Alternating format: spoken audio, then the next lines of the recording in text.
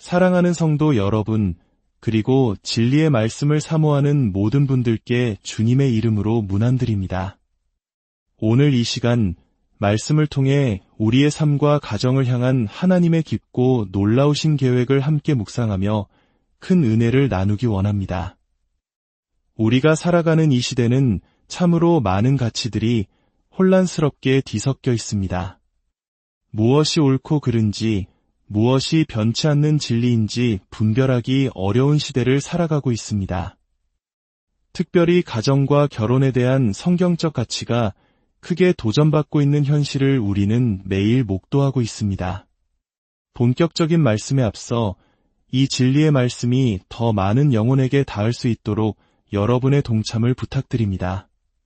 지금 보시는 이 영상의 구독과 좋아요를 눌러주시는 여러분의 작은 손길이 어둠 속에서 방황하는 누군가에게는 등불이 되고 지친 영혼에게는 큰 위로와 소망의 메시지가 될 수 있습니다. 이 귀한 사역에 함께해 주심에 감사드리며 여러분의 가정과 삶 위에 하나님의 풍성한 은혜와 평강이 넘치시기를 축복합니다. 오늘 우리가 함께 나눌 말씀의 주제는 하나님의 주권과 결혼의 신성함입니다. 더 구체적으로는 오늘날의 성적 혁명이 어떻게 하나님의 주권에 대한 정면 도전이며 전쟁인지를 성경을 통해 깊이 살펴보고자 합니다. 이를 위해 우리는 인류 역사의 가장 첫 장, 창세기 말씀과 인류의 죄와 구원의 계획을 가장 선명하게 보여주는 로마서 말씀을 함께 펼쳐보려 합니다. 먼저 태초에 하나님께서 남자와 여자, 그리고 결혼이라는 제도를 어떻게 설계하셨는지 창세기 말씀을 통해 확인해 보겠습니다. 창세기 1장 26절부터 28절입니다. 하나님이 이르시되 우리의 형상을 따라 우리의 모양대로 우리가 사람을 만들고 그들로 바다의 물고기와 하늘의 새와 가축과 온 땅과 땅에 기는 모든 것을 다스리게 하자 하시고 하나님이 자기 형상 곧 하나님의 형상대로 사람을 창조하시되 남자와 여자를 창조하시고 하나님이 그들에게 복을 주시며 하나님이 그들에게 이르시되 생육하고 번성하여 땅에 충만하라 땅을 정복하라 바다의 물고기와 하늘의 새와 땅에 움직이는 모든 생물을 다스리라 하시니라. 그리고 창세기 2장에서는 이 창조의 그림을 좀 더 자세하게 보여주십니다. 18절부터 24절입니다. 여호와 하나님이 이르시되 사람이 혼자 사는 것이 좋지 아니하니 내가 그를 위하여 돕는 배필을 지으리라 하시니라. 여호와 하나님이 아담에게서 취하신 그 갈빗대로 여자를 만드시고 그를 아담에게로 이끌어 오시니 아담이 이르되 이는 내 뼈 중에 뼈여 살 중에 살이라 이것을 남자에게서 취하였은즉 여자라 부르리라 하니라. 이러므로 남자가 부모를 떠나 그의 아내와 합하여 둘이 한 몸을 이룰지로다. 사랑하는 여러분, 이 말씀들 속에서 우리는 몇 가지 아주 명확하고 흔들릴 수 없는 진리를 발견하게 됩니다. 첫째, 결혼은 인간이 만들어낸 제도가 아니라 온 우주의 주권자이신 하나님께서 직접 설계하시고 제정하신 신성한 제도라는 사실입니다. 오늘날 많은 사람들은 결혼이 단지 사회적 계약이거나 심지어는 과거 남성들이 여성을 억압하기 위해 만든 제도라고 주장합니다. 하지만 이는 진리의 정반대에 있는 완전한 거짓입니다. 상식적으로 생각해 보십시오. 만약 인간 남성들이 자신의 쾌락과 자유만을 추구했다면 한 여자에게만 자신을 묶어두고 그 아내와 자녀들을 평생 책임지는 결혼이라는 제도를 만들었을 리가 없습니다. 결혼은 남성의 이기심을 채우기 위함이 아니라 오히려 그 이기심을 억제하고 책임과 헌신을 배우게 하는 하나님의 거룩한 장치입니다. 결혼은 하나님의 아이디어입니다. 둘째, 하나님께서 결혼을 만드신 주된 목적 중 하나는 바로 생육하고 번성하는 것, 즉 자녀를 낳아 기르는 것이었습니다.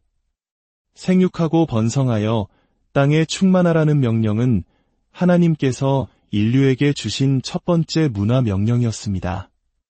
이것은 단순히 인구를 늘리는 것을 넘어 하나님의 형상을 닮은 자녀들을 낳아 그들을 주님의 교양과 훈계로 양육하여 하나님의 백성을 세워가는 거룩한 사명입니다.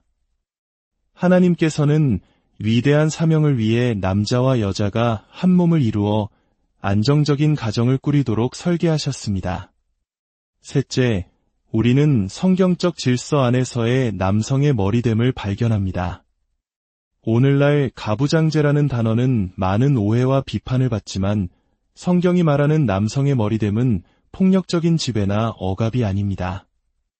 그것은 그리스도께서 교회를 사랑하시고 자신을 내어주심 같이 가정을 보호하고 책임지며 희생하는 영적 리더십을 의미합니다. 아담이 먼저 창조되었고 하와는 아담을 돕는 배필로 창조되었으며 아담에게로 이끌려왔고 아담에 의해 여자라고 이름이 붙여졌습니다. 또한 로마서 5장은 인류의 죄가 한 사람, 하와가 아니라 아담을 통해 들어왔다고 분명히 증언합니다. 이는 최종적인 책임이 머리된 아담에게 있었음을 보여주는 것입니다. 이는 차별이 아닌 하나님께서 정하신 창조의 질서이자 역할의 구분입니다. 하나님께서는 이렇게 남자와 여자를 분명하게 구별하여 창조하셨고 그 둘의 연합을 통해 가정을 이루도록 하셨습니다. 남자는 하나님이 남자라 하셨기에 남자이며 여자는 하나님이 여자라 하셨기에 여자입니다. 누군가가 태어날 때 의사가 성별을 지정해준다는 말처럼 어리석은 말은 없습니다. 의사는 동전을 던져 성별을 결정하는 것이 아닙니다. 단지 하나님께서 이미 결정하시고 창조하신 그 성별을 확인하고 선언할 뿐입니다. 그런데 오늘날 우리가 마주한 현실은 어떻습니까? 이 모든 하나님의 창조 질서에 대한 거대한 반역과 전쟁이 벌어지고 있습니다. 페미니즘 선언문들은 노골적으로 결혼 제도는 파괴되어야 한다고 외칩니다.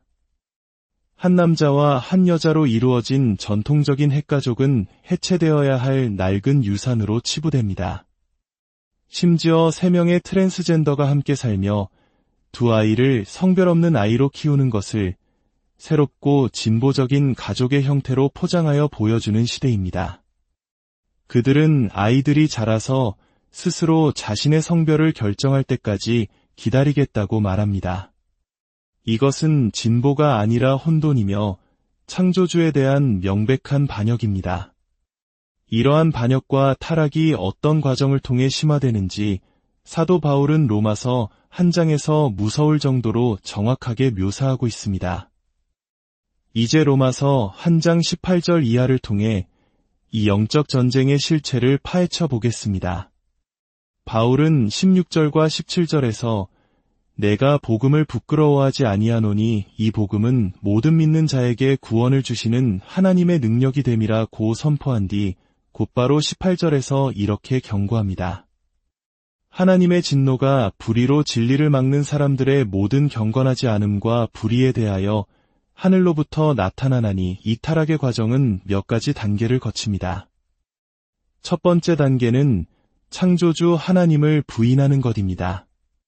21절부터 23절입니다. 하나님을 알되 하나님을 영화롭게도 아니하며 감사하지도 아니하고 오히려 그 생각이 허망하여지며 미련한 마음이 어두워졌나니 스스로 지혜 있다 하나 어리석게 되어 썩어지지 아니하는 하나님의 영광을 썩어질 사람과 새와 짐승과 기어다니는 동물 모양의 우상으로 바꾸었느니라. 모든 반역은 창조주를 인정하지 않는 데서 시작됩니다. 하나님이 계시지 않는다면 그분이 만드신 질서도 그분이 정하신 도덕적 기준도 무의미해집니다. 인간이 우연한 진화의 산물이라면 인간 스스로가 자신의 주인이 되어 무엇이든 결정할 수 있다는 교만한 생각에 빠지게 됩니다. 인간이 무엇인지, 남자가 무엇이고 여자가 무엇인지, 결혼이 무엇인지를 우리가 결정한다고 외칩니다. 이것이 모든 문제의 뿌리입니다.